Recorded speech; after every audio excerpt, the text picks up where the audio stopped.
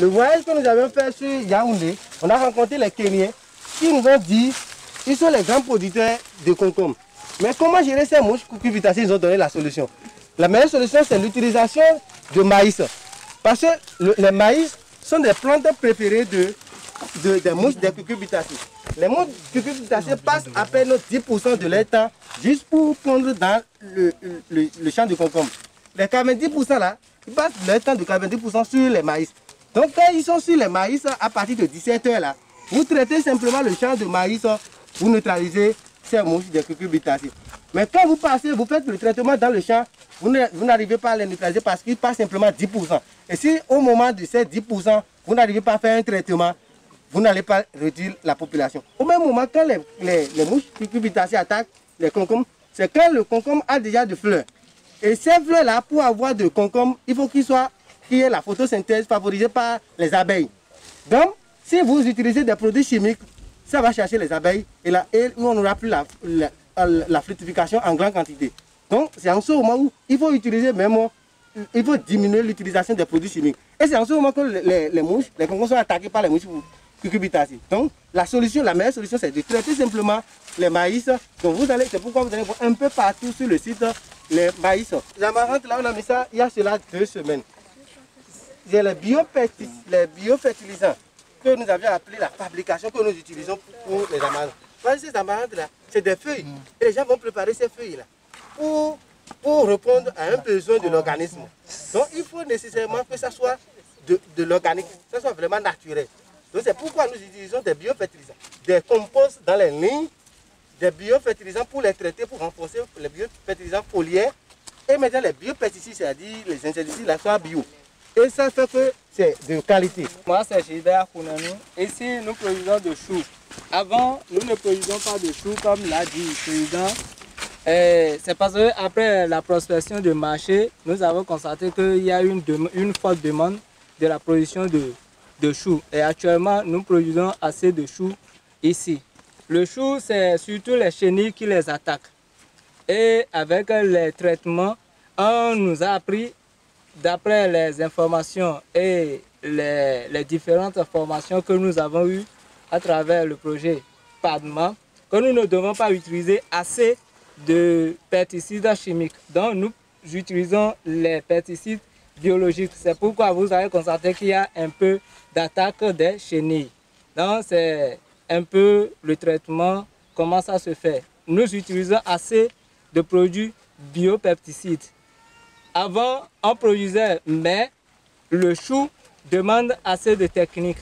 On n'allait pas assez tarder. Ici, on peut continuer. En maraîchage, l'élément fondamental, l'élément primordial, c'est l'eau. Il faut que nous ayons de l'eau en haut. Et donc, nous avions cette motopompe qui nous permet d'envoyer de l'eau en haut. Mais en temps, il faut justement notifier que nous utilisons du carburant. Et après avoir fait les décomptes, nous avons constaté que la consommation en carburation était énorme et pesait sur nous. Et donc, suite aux formations organisées par Phénomène en complicité avec PADMA, nous avons découvert ce système d'utilisation de gaz où désormais nous n'utilisons plus de l'essence, mais nous utilisons plutôt du gaz qui nous permet d'économiser plus de 3 fois les dépenses qu'on faisait par rapport à l'achat de l'essence. Donc désormais, c'est le gaz que nous utilisons en lieu et place de l'essence. Et donc, comme perspective, nous pensons même aller vers l'utilisation du biogaz et désormais, et sans passer de ceci, comme il y a toujours des déchets qui sont produits. Par rapport à la gestion des pertes post-récolte, notons que nous avons divisé les pertes en deux. Il y a les plus-values et les moins-values. Les plus-values vont au niveau de l'unité de transformation, les moins-values vont au niveau du compostage. Donc par rapport aux plus-values, côté transformation, nous n'avons pas encore d'équipement sophistiqué pour le faire. Nous le faisons artisanalement. Quand je prends par exemple les purées de tomates, les purées de piment, nous utilisons la moulinette, les thermosoudeuses pour les produits séchés. Et au niveau de la savonnerie, puisque le concombre, les excédents de concombre sont utilisés pour la fabrication du savon. Donc au niveau de la savonnerie, nous utilisons les moules en silicone, et toujours la moulinette pour broyer le concombre. Donc nous faisons tout ça artisanalement. Maintenant au niveau du compostage, nous convergeons les produits les moins valus au niveau vers le compostage. Donc les résidus les déchets issus de la transformation, aussi sont convergés vers le compostage. Donc c'est un peu comment nous gérons les bêtes. Mais je n'ai pas vu un magasin, quand je venais ici, un grand magasin de stockage de tous ces matériels. Est-ce qu'il y a, c'est où vous faites tous ces activités de transformation? Non, pour le moment, nous n'avons pas encore d'unité de transformation sur le site. Okay. Donc tous ces équipements sont à la maison. D'accord. Déjà en tant que femme, je sais que tôt ou tard, j'ai un foyer à gérer. J'ai un foyer à gérer. Donc je me suis déjà mis en tête qu'il y a le rôle du foyer et le rôle d'entrepreneur. Donc je dois essayer de concilier les deux pour ne pas avoir de faillite d'un côté ou dans l'autre. Voilà. En tant que femme mariée, et puis les travaux de maraîchage, c'est une question d'organisation. Ça là, pour réussir, c'est une question d'organisation et de compréhension vis-à-vis de son partenaire.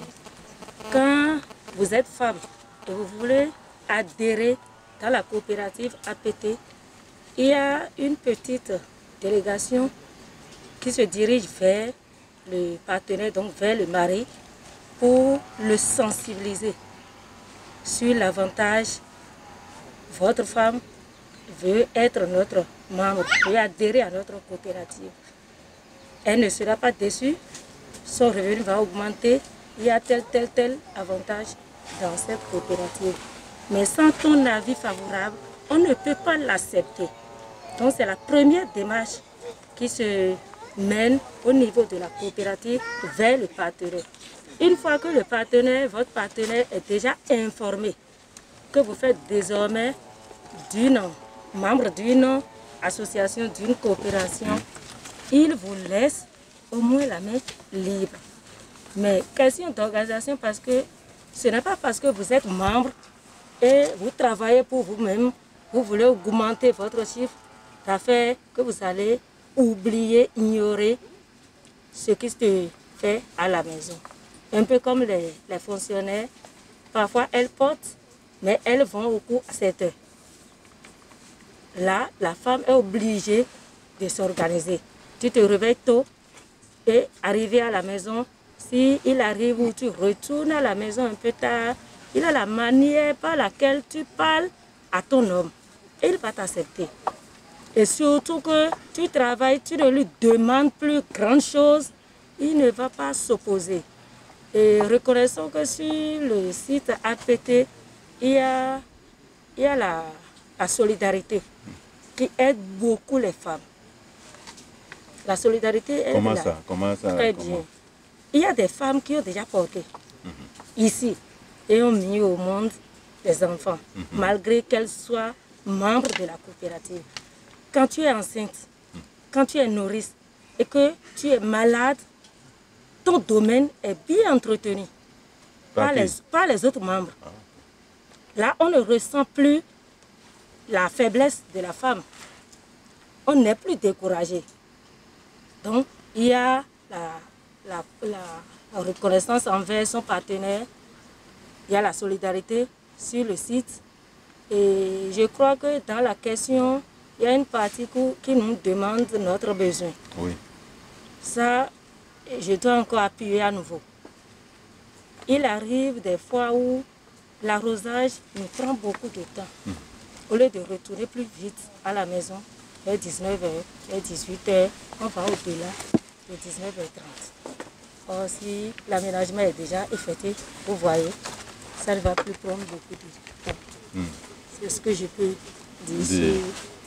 Oui, mais dans ce genre de situation où vous êtes rentré certainement à 19h, 20h, je ne sais pas quand, mais comment vous gérez les humeurs du monsieur? Heureusement qu'il y a la technologie, donc nous avons de portables. Okay. Quand tu constates déjà vers la soirée que tu vas accuser de retard, déjà sur le site, on appelle pour annoncer le retard. Il ne constate pas. On annonce avant de rentrer, on annonce le retard. Avant même que le retard ne se pose. Il est déjà annoncé. Il est annoncé. Ah, merci. Donc c'est comme ça qu'on gère. Les besoins ne sont pas différents. On ne peut pas différencier ici les besoins des femmes à part et les besoins des hommes à part parce que nous menons la même activité. Et la chance que nous avons surtout, nous les femmes, nous avons surtout sur le site dans la coopérative APT est qu'aucune décision ne nous éloigne.